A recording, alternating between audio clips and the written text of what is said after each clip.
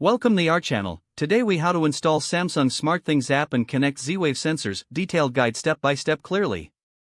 Begin by ensuring your smartphone is connected to a reliable Wi-Fi network. Open the App Store on your device.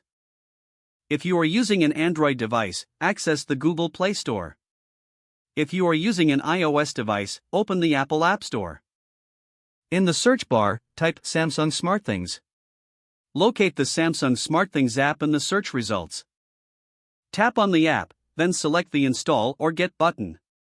Wait for the app to download and install on your device. Once installation is complete, open the Samsung SmartThings app. You will be prompted to log in or create an account. If you already have an account, enter your login credentials. If you do not have an account, follow the on-screen instructions to create one. After logging in, tap on the plus icon to add a new device. Select device from the options provided. Choose Z-Wave from the list of device types. The app will prompt you to ensure your Z-Wave sensor is in pairing mode. Refer to the user manual of your Z-Wave sensor for specific instructions on how to enter pairing mode. Once your sensor is in pairing mode, tap Scan in the SmartThings app.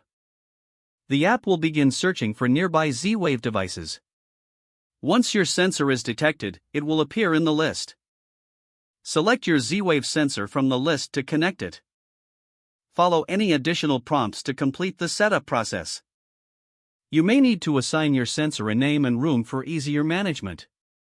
Once setup is complete, check the device status to ensure it is connected properly. Explore the app to familiarize yourself with the features available for your Z-Wave sensor. If you encounter issues, refer to the troubleshooting section in the SmartThings app or the sensor's user manual.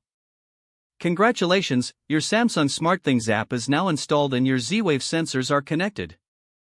If the page does not load, refresh the browser or try again in a private or incognito window. Make sure you are using the correct email address, then retype it carefully to avoid small typos.